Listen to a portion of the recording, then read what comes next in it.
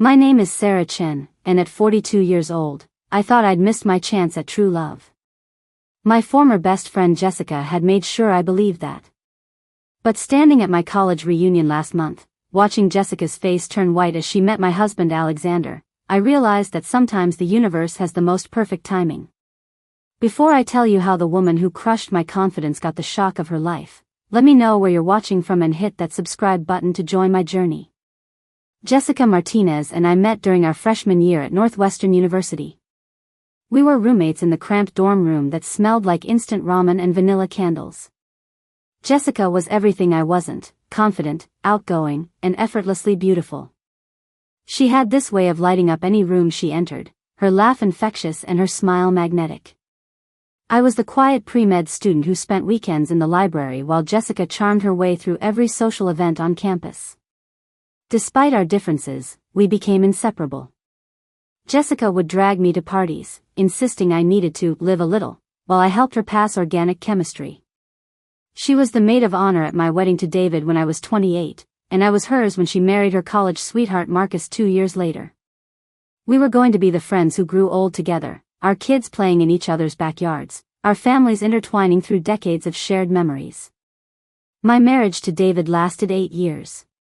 We divorced amicably when we realized we'd grown into completely different people.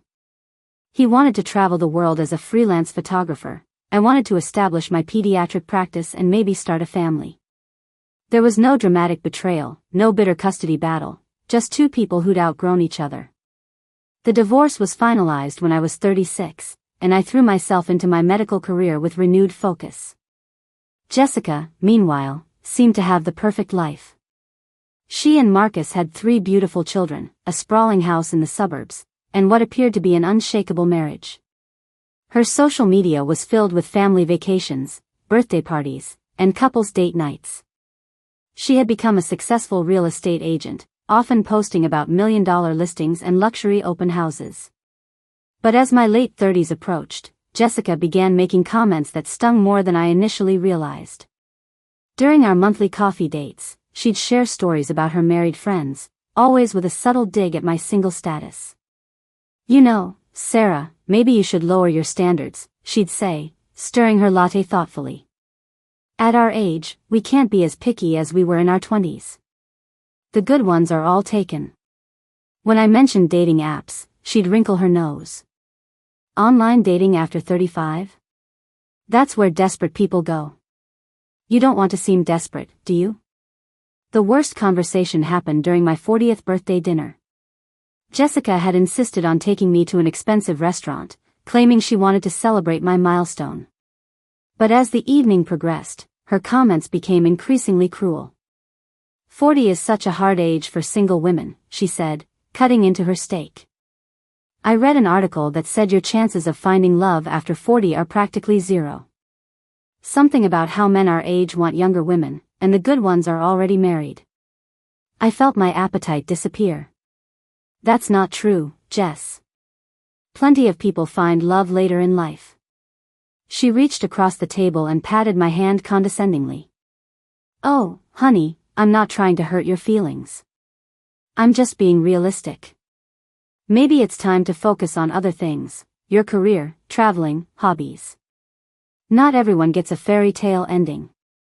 The birthday dinner that was supposed to celebrate my life instead left me feeling defeated and hopeless. I went home that night and cried into my pillow, wondering if Jessica was right. Maybe I had missed my chance. Maybe I was destined to spend my life alone, watching everyone else's happiness from the sidelines. Jessica's words haunted me for months. Every failed date felt like confirmation of her prediction. When a promising relationship with a fellow doctor ended after 3 months, I heard Jessica's voice in my head, "The good ones are all taken." I started declining invitations to social events, afraid of being the only single person in a room full of couples. My confidence plummeted, and I began to believe that maybe Jessica was right. Maybe I was too old, too picky, too set in my ways to find love.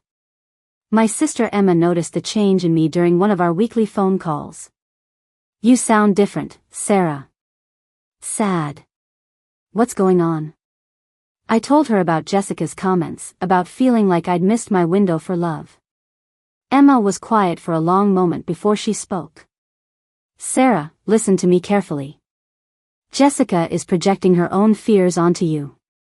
She's been married since she was 25. She has no idea what it's like to date as an adult. And frankly, some of the things you've told me about her marriage don't sound as perfect as she pretends. Emma was right. Lately, Jessica had been making subtle complaints about Marcus, how he never helped with the kids, how he spent too much time at work, how they hadn't been on a real vacation in years. But she always followed these complaints with, but at least I'm not alone like some people. At 41, I decided to take a sabbatical from dating altogether. I threw myself into my work, volunteered at the Children's Hospital, and started taking pottery classes. It was during one of these pottery sessions that I met Alexander. The community center where I took classes had started a new program, bringing therapy dogs to visit elderly residents. Alexander was there with his golden retriever, Max, who was certified as a therapy dog. I was immediately struck by his gentleness with the elderly residents, how he remembered their names and asked about their grandchildren. Alexander was tall with silver hair and kind eyes that crinkled when he smiled. He wore a simple button-down shirt and jeans, nothing flashy or expensive. When he introduced himself, his handshake was firm but gentle, and his voice had this warm, gravelly quality that made me want to keep listening. I haven't seen you here before, he said as we watched Max gently accept pets from a group of delighted seniors. I just started volunteering last month, I replied. I'm Sarah, by the way. Alexander. And this is Max, my co-therapist. We talked for over an hour that day, sitting in the community center's garden while Max napped in the shade. Alexander told me he was 45, recently moved to Chicago from San Francisco, and was looking for ways to give back to the community. He'd been volunteering with therapy dogs for 5 years, ever since his own father had been in a nursing home. What brought you to Chicago? I asked. Work, partially. But mostly I wanted a fresh start. Sometimes life gives you a second chance, and you have to be brave enough to take it. Alexander and I began meeting for coffee after our volunteer sessions. Our conversations flowed effortlessly, covering everything from travel to books to our shared love of hiking. Unlike the awkward dating app encounters I'd endured, being with Alexander felt natural and comfortable. He was incredibly thoughtful, remembering that I preferred tea to coffee, bringing me a book he thought I'd enjoy, asking about my patients without being pushy. More importantly, he seemed genuinely interested in my thoughts and opinions, never once making me feel like I was being interviewed or judged. 3 months into our friendship, Alexander invited me to a gallery opening. I should probably mention, he said somewhat nervously, this is an opening for one of my investments. I hope that doesn't make things weird. Your investments? I asked, confused. I'm a venture capitalist. I invest in startups, particularly in the healthcare and technology sectors. This artist is someone I've been supporting for a few years. The gallery was stunning, filled with abstract paintings that seemed to glow under the professional lighting. As we walked through the exhibit, several people approached Alexander with warm greetings. It became clear that he was well respected in the art and business communities, though he wore his success lightly. You didn't tell me you were important, I teased as we looked at a particularly striking piece. He laughed. I'm not important. I'm just lucky enough to support talented people and occasionally make good business decisions. It wasn't until our 6th month of dating that I truly understood the extent of Alexander's success. He'd been consistently modest about his work, mentioning clients and investments casually without dwelling on the financial aspects. I knew he was comfortable, he lived in a beautiful downtown condo and drove a nice car, but I hadn't grasped the full picture.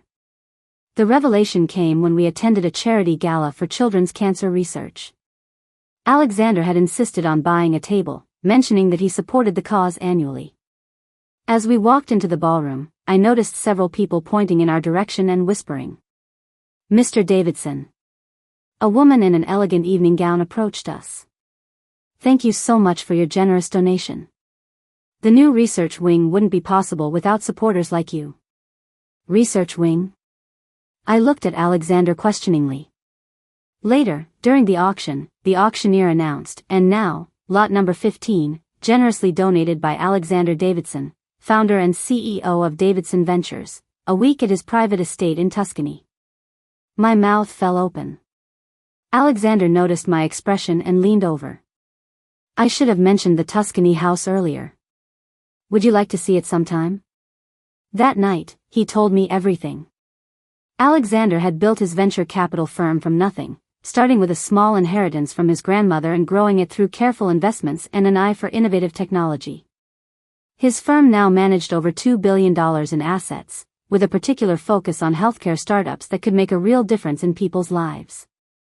I don't usually lead with the money, he explained as we sat in his condo overlooking the lake. Too many people change when they find out. They either want something from me or they assume I'm some kind of ruthless businessman. And you're not? I asked, still processing everything. I hope not. I try to use what I have to support causes I believe in and help innovative companies succeed. Money is just a tool, it's what you do with it that matters. A year and a half after we met, Alexander proposed during a weekend trip to his vineyard in Napa Valley. We were walking through the vineyards at sunset, Max running ahead of us through the rows of grapevines, when Alexander suddenly stopped. Sarah, he said, taking my hands in his, I know we're both at an age where we thought we might have missed our chance at this kind of love. But meeting you has shown me that the best things in life don't always come when we expect them, they come when we're ready for them. He knelt down on one knee, pulling out a vintage Art Deco ring that took my breath away. Will you marry me and prove to the world that love after 40 is not only possible but can be the most beautiful love of all? I said yes through tears of joy, thinking about all the years I'd wasted believing Jessica's cruel words about my chances for happiness. We married 6 months later in a small ceremony at the vineyard, surrounded by close family and friends. My sister Emma was my matron of honor, and Alexander's best friend Robert, whom he'd known since college, was his best man. The ceremony was intimate and meaningful, with personal vows that had everyone in tears. I didn't invite Jessica to the wedding. By then, I'd realized that her constant negativity about my love life had been poisoning our friendship for years. I wanted my wedding day to be filled with people who genuinely celebrated our happiness, not someone who would find ways to diminish it. When the invitation to our 20-year college reunion arrived, I initially had no intention of attending. Alexander noticed me tossing it in the trash and retrieved it. Aren't you curious to see your old classmates? He asked, reading over the details. Not particularly. Most of them are probably living boring suburban lives, complaining about their mortgages and their teenagers. That sounds like you're making assumptions. Besides, wouldn't it be nice to show off your incredibly handsome husband?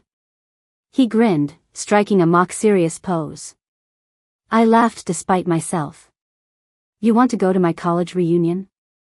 I want to support you in whatever you decide. But I think you might regret not going. Plus, I'm curious about the woman who helped shape the person I fell in love with. The reunion was scheduled for a Saturday evening at a downtown hotel ballroom. I spent way too much time choosing what to wear, finally settling on a navy blue dress that Alexander had bought for me during a trip to Paris. It was elegant without being flashy, and it made me feel confident and beautiful. As we got ready, Alexander adjusted his tie in the mirror. He looked distinguished in his charcoal gray suit, his silver hair perfectly styled. Are you nervous? He asked, noticing my fidgeting. A little. I haven't seen some of these people in years.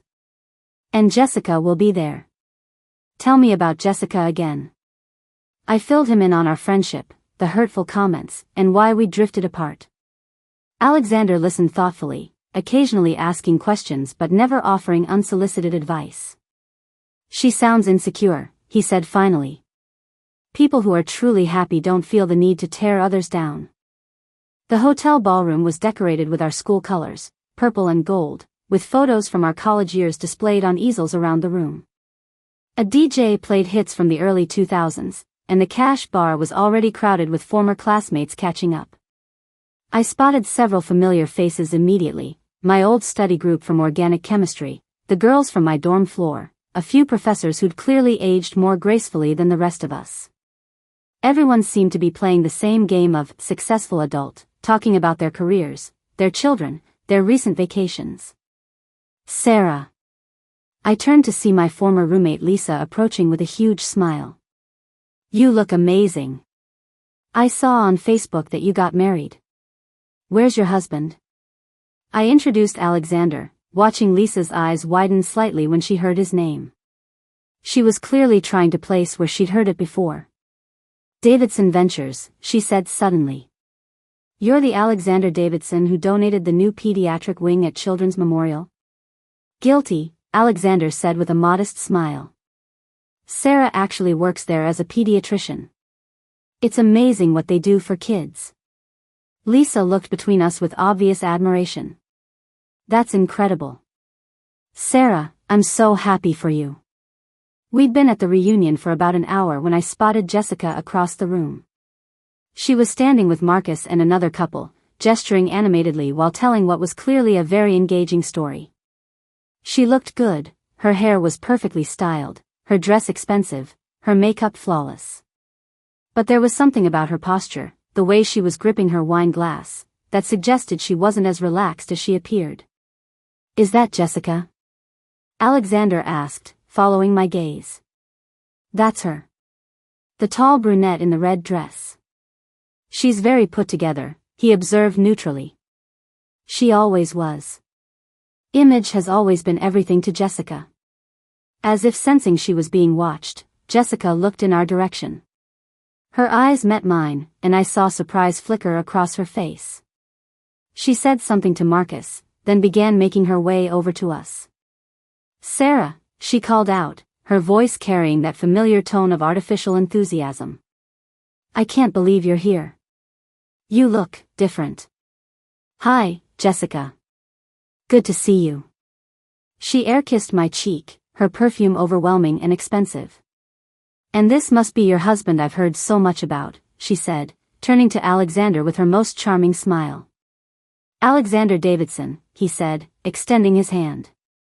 And you must be the famous Jessica. Sarah's told me so much about your college days. All good things, I hope, Jessica laughed, but her eyes were calculating, trying to assess Alexander the way she did potential real estate clients. So, Alexander, what do you do? Jessica asked, though her tone suggested she was already forming assumptions. I'm in venture capital, he replied simply. Oh, how nice. Are you with one of the big firms downtown? I have my own firm, actually. Davidson Ventures. I watched Jessica's face as the name registered. Her smile faltered slightly, and she glanced at Marcus, who was now paying attention to our conversation. Davidson Ventures, Marcus repeated. Aren't you the guy who backed that medical device company that just went public? Made like $500 million on the IPO? Alexander looked slightly uncomfortable with the direct question about money. We've been fortunate with some of our investments, yes.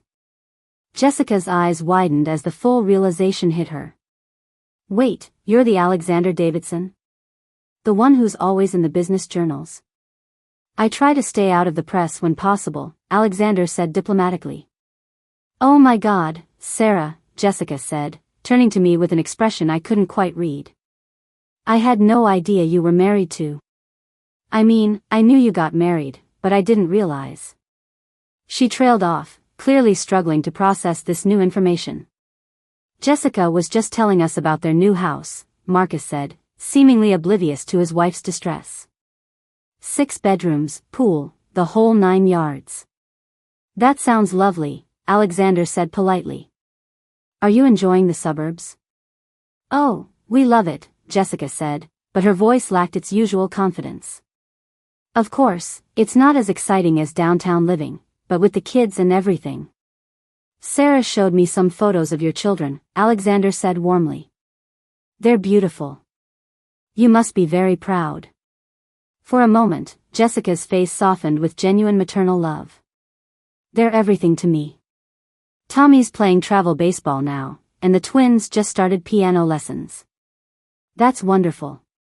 Family is what matters most, Alexander said, and I could tell he meant it. As the evening continued, I noticed Jessica drinking more heavily than usual. She kept glancing in our direction, and I could see her having heated whispered conversations with Marcus. Other classmates had begun approaching Alexander and me, clearly impressed by his presence and success. "Sarah, I had no idea you were married to such a celebrity," said Karen, one of my old study partners. "I just read about his latest investment in that cancer research startup." "Alexander prefers to keep a low profile," I said, squeezing his hand. "That's so refreshing. Most successful people can't stop talking about themselves." Near the end of the evening, Jessica approached me while Alexander was getting us drinks from the bar. She was clearly intoxicated, her carefully composed facade cracking. "So," she said, swaying slightly, "I guess you proved me wrong." "About what?" "About finding love after 40. About being too old, too picky, whatever I said." She laughed bitterly. "Turns out you didn't just find love, you found a fucking billionaire." Her language was harsh, but I could hear the pain underneath it. "Jessica, are you okay?" "Am I okay?" She laughed again, the sound brittle. "Let me tell you how okay I am. Marcus lost his job 3 months ago. We're about to lose the house. I'm working 18-hour days trying to sell enough properties to keep us afloat. And here you are, living in a goddamn fairy tale with Mr. Perfect." I felt a stab of sympathy for her, despite everything. "I'm sorry, Jess. I didn't know you were struggling." "Of course you didn't know. I've been pretending everything's fine, just like I always do." She took a long sip of her wine. "You know what the worst part is? I spent so much time telling you that you'd never find love, that you were too old, too set in your ways. And the whole time, my own marriage was falling apart." "Sarah, I owe you an apology," Jessica continued, her voice becoming more emotional. "All those things I said about you being too old to find love, about lowering your standards. I was wrong. I was so wrong." "Why did you say those things?" I asked gently. "Because I was miserable, and I wanted you to be miserable too. Because if you found someone amazing, it would prove that the problem wasn't age or pickiness, it was that I'd settled for someone who didn't really love me." Tears were streaming down her face now, ruining her carefully applied makeup. "Marcus and I got married because it was what we were supposed to do. We'd been together since college, our families expected it, and I thought that was enough. But we don't even like each other anymore, Sarah. We're just two people sharing a house and pretending to be happy." I handed her a tissue from my purse. "I'm sorry, Jessica. I really am. I spent so much time being jealous of what you might find that I never appreciated what I had. And now I'm losing everything anyway." Alexander returned with our drinks, taking in the scene with his usual perceptive calm. "Is everything all right?" "Just some old friends catching up," I said, though Jessica was clearly upset. "If you'll excuse me," Jessica said, attempting to compose herself, "I should get back to Marcus." As she walked away, Alexander put his arm around me. That looked intense. She apologized for some things she said years ago. "I think she's going through a rough time. It takes courage to admit when you're wrong. Especially about something that personal." I watched Jessica rejoin Marcus, who was checking his phone and seemed annoyed by her emotional state. Their body language told the story of a couple who'd grown apart, going through the motions of a marriage that existed in name only. In the car on the way home, I reflected on the evening's events.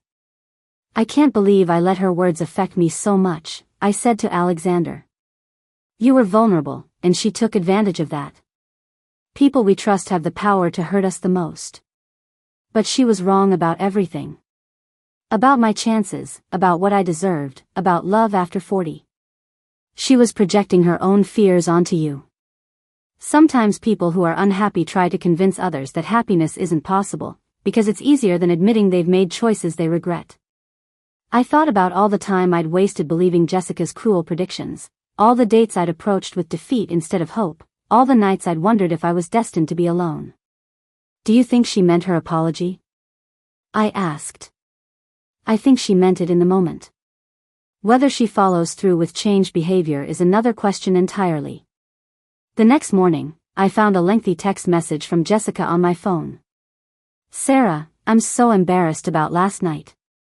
I said things I should have said years ago, and I probably said too much about my personal situation.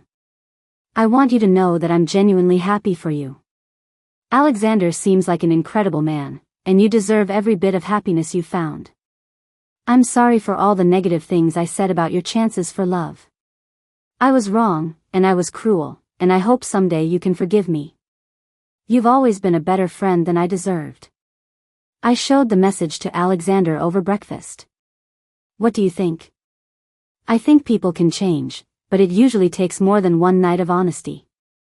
If she's serious about making amends, you'll see it in her actions over time, not just her words. 6 months later, I received another message from Jessica. She and Marcus had divorced amicably, and she was in therapy working on understanding why she'd been so negative and competitive. She'd also started a support group for women rebuilding their lives after divorce.